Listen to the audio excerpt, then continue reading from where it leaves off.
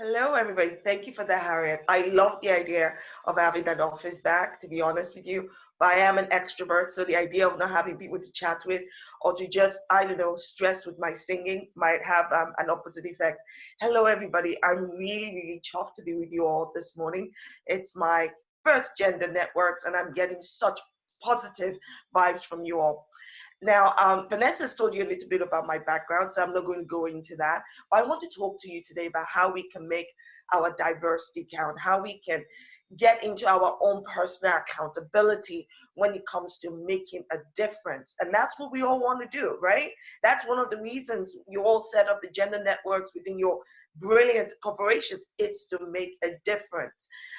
So let's start with this. What do you do in your personal life to make your diversity count, to make your life as diverse as possible? What I want to tell you is that whatever you do in your personal life is reflected in what you do professionally. That's what I found personally, right?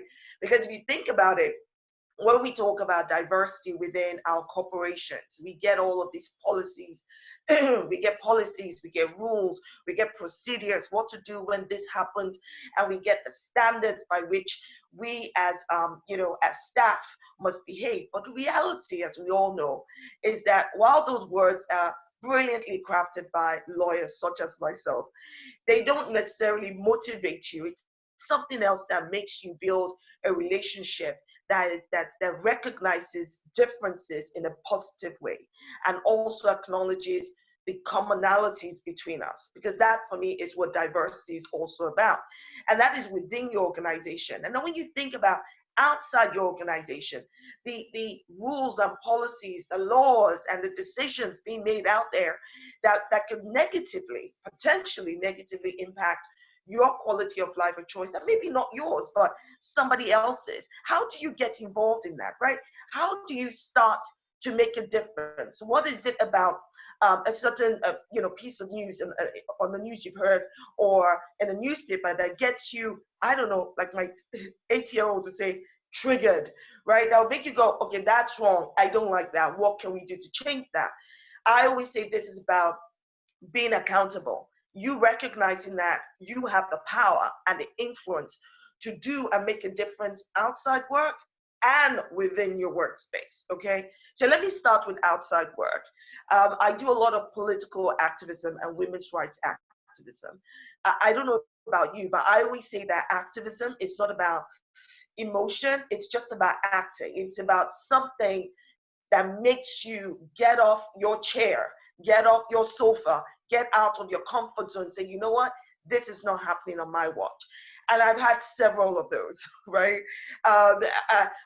One of the things that comes to mind is as part of the Women's March London, we helped to lead many protests. One was, with respect to Trump's inauguration. Another was to deal with the economic inequality of women. Now, you don't have to personally experience some of the issues, but one of those issues will impact you or somebody close to you, somebody you know, somebody you work with. And I'm always of the opinion that if you have somebody else's back, then when you need it, someone will have your back. And that for me is a way to engage. Also using your influence. I don't know, you may have connections with politicians, for instance, or groups, networking groups outside your organization who are part of a think tank, a talking group that helps to address issues. Maybe you write articles yourself, right, outside work. But we all have the ability to do something that will make a difference. We have the ability to say something that will make a difference, to be part of the collective that seeks to make a change. And I think that is really, really important. Now, let me just say this. Not all activists need to be loud. Everybody, I always say that your personality is exactly what you need to deliver what you have to do, right? Some of us are much more calmer than I am, but equally passionate. And some of us have, our personalities differ, but there's strength in our personalities, right? And I always say, just use that. You have the example of Rosa Parks. What she decided to do was not to get up, and that started a whole new revolution.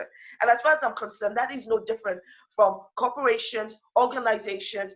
issues outside the workplace or within the workplace. Sometimes it takes saying something or doing something different to start a whole new narrative. I would encourage you to do that, right? And I would also say this to you. If you look deep within yourself and you go, okay, I would like to set a goal for myself, right? What can I do maybe once a month or once every 2 months? I would encourage you to write a list. I don't care if it's just one thing on that list about something that, I don't know, like I said, triggers you into wanting to see something different. There are always areas that you can engage in, and people you can engage with to try to make a difference. Even just lending your help, lending your skills, engaging with your thought process can make that difference. Now, when we look within organizations, again, we're told diversity is important. It is part of the key commercial strategy of any corporation. But then what you tend to find is they do the usual tick box thing. So, okay, we want to have women on board. They would have at least one woman. And when people talk about, well, how diverse is it? They will try to have women from, maybe different race or different faith, things like that. And I always say that diversity goes beyond the tick box. Diversity starts with you. It starts within.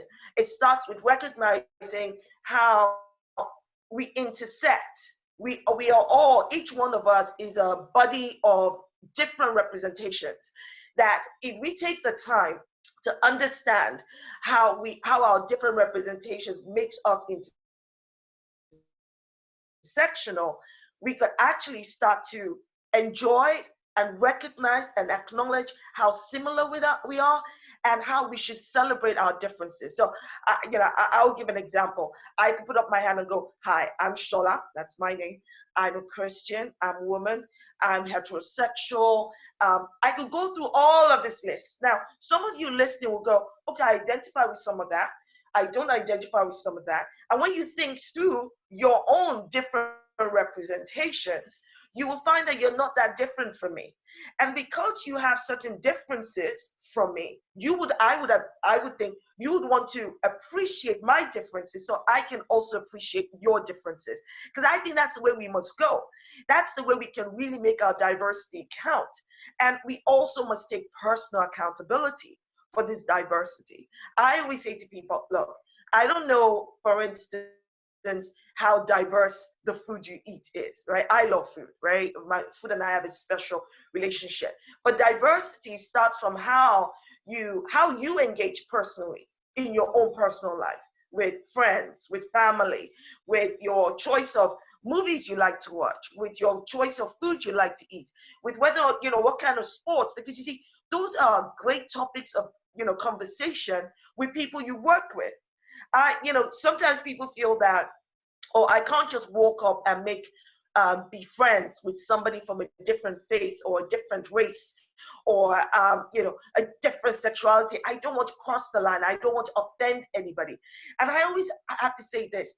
First of all, you need to take that fear and understand that fear is only stopping you from being who you really want to be with your colleague, right? And that there's always something that you can engage with somebody else, something you can learn from somebody else. And that starts with you personally deciding to make your diversity count. Look, it's not when you become CEO of a company or COO of a company or be recognized by LinkedIn as an influencer that all of a sudden you have to make diversity work.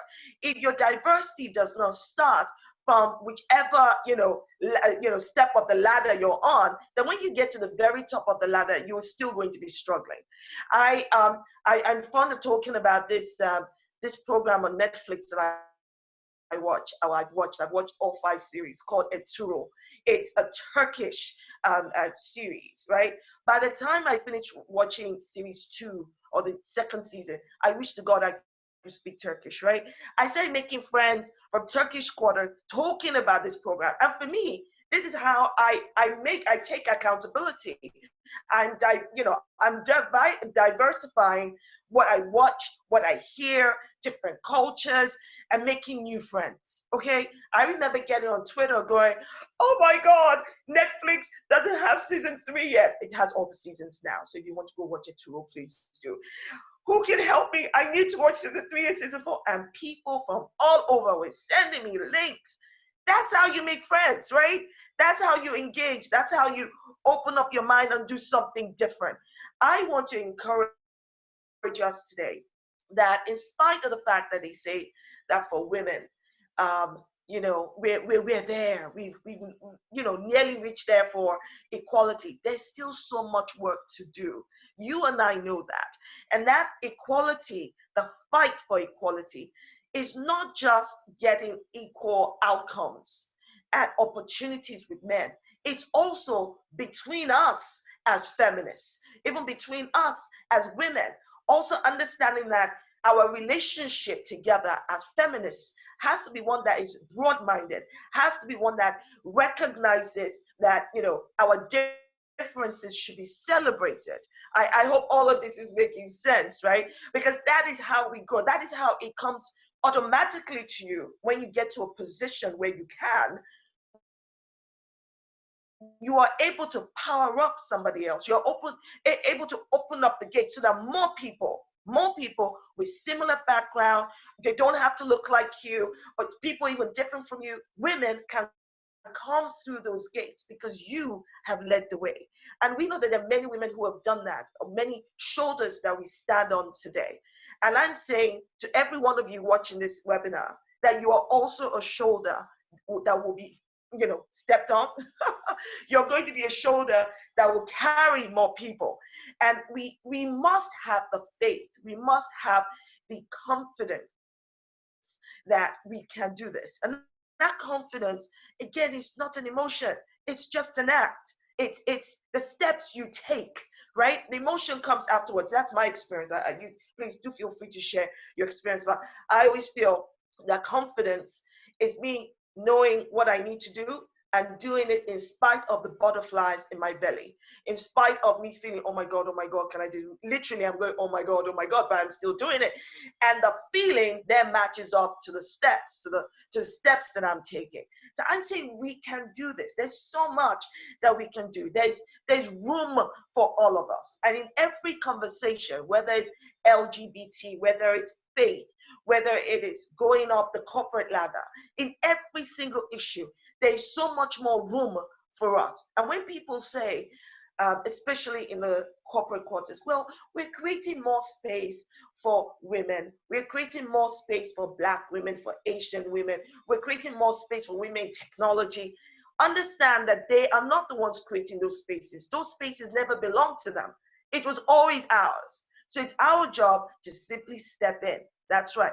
We have to simply step in, recognize that space is yours in the first place, and take it. Don't ask for permission. Don't ask if you can pass go. Just get in there and take it. And that is your right. And I'm sure that when you get in there to take it, you can defend what is yours. And that's what we've been doing for more than 100 years, defending our rights our right to be as we want to be, to wear what we want to wear, to say what we want to say, to be in whichever position we want to be in, to choose whether or not we have kids or no kids, to choose whether we want to be married or not married. All of that. To think that as a society, as much as we fought against that, the imposition of perception, we're still faced with them today. So right now, I'm going to hopefully open up the floor. And if you have any questions for me, please do. Shola, I'll ask you a question. Can you hear me? I can. So what's next? I mean, obviously, you led the women's campaign, the Women's March in London a couple of years back, which attracted thousands, unprecedented amount of people. Is there plans for another one? That would be the first question. And the second question is, what are you working? Obviously, we see you on the television, we see you having debates around things. What's your big kind of bugbear at the moment? Thank you. So yes, I was one of the co-organizers of Women's March London. and we helped to lead thousands of protesters on different issues. Like I mentioned, there was the Trump campaign. There was definitely the campaign, the pussy hats and fighting against sexual harassment of women, the Me Too movement, Time's Up, all of that. And all of that is still going on, not just with Women's March London, which is temporarily closed but will soon reopen, but with other campaigns. Right now, when you say my bugbear, oh my word, where do I start, Vanessa? Aside from the fact that I'm knee deep right now in all of the government's COVID response, and particularly the worrying stats coming out that there's a higher death rate of Black, Asian, ethnic minority groups, and trying to figure out, look, how best can we address this? And the government needs to, center BAME in their COVID response and how best to do that. You're right, I'm engaged in debates, some of them very loud. But c'est la vie, that's life. You know what? Everyone should share their opinions. I'm also very much involved in political discussions. So around, again, around the government, around how we as a society can move on from issues around institutional racism, structural inequalities, helping to understand how these inequalities intersect. We've been talking about this forever. People have been talking about this before I was born, before I even gave voice to my voice. And we, still carries on. There's the issue around women's rights, around the fact that the CPS is letting women down. The Met Police is gathering evidence and the CPS is choosing not to prosecute. What the heck is going on? How can we possibly protect women? I'm seeing some chats. Yeah. Oh, okay. I'm seeing some comments back. Oh, how lovely. Thank you, Oliver. Thank you. Oh, right. I love your term. Question there that's coming from Alison that said, I do feel sometimes we have to ask for permission to move on and take new opportunities. What's your advice to Alison? That's a great question. So let me tell you my thinking. Okay, this is my thinking. Sometimes I feel that as women, we struggle with being humble and being confident, right? And in my world, being Nigerian as well, all right, humility is no substitute for confidence.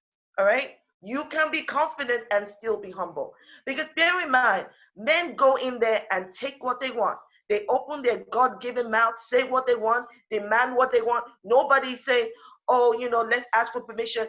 I'm saying to you, my dear Alison, I'm saying to you, it took 100 years, 100 years to get us to where we are. I don't have 100 years. Do you have 100 years? Because I sure as heck don't. 100 years, I might not even have any teeth left. So, no, what we need to do is not worry about asking permission. And I think it's the understanding of what asking permission looks like. I'm saying you've worked your butt off. Step into the space and claim it.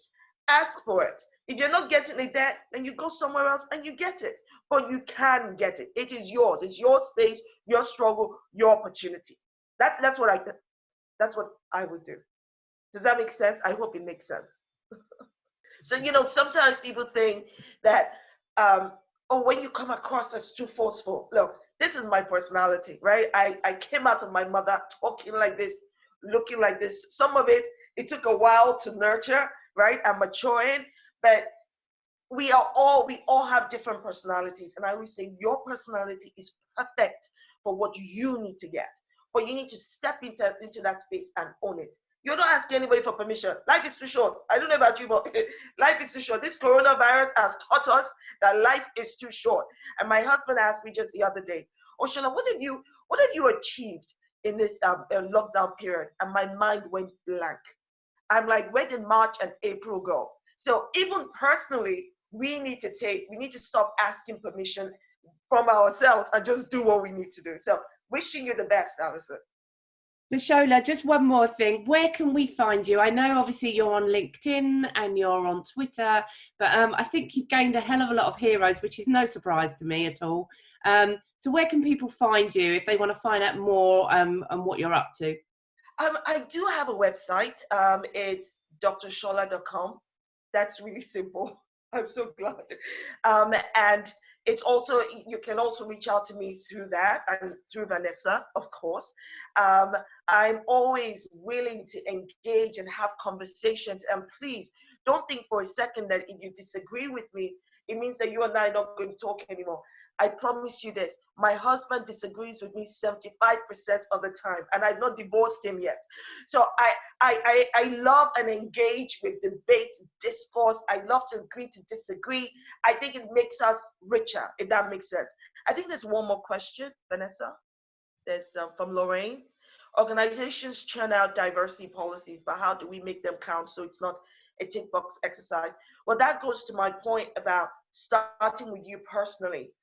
For me, diversity has to be personal, and that's the only way that anything in a policy would make sense, because then it will come natural to you to be more accepting, to be more tolerant, to be more understanding, to be more receptive of something that is different from yours, and for you to celebrate other people, right? So I don't know how many of you love Chinese food or Indian food, or diversity for me just comes in all packages, and those are the kind of talking points you can have with people that come from different backgrounds to you.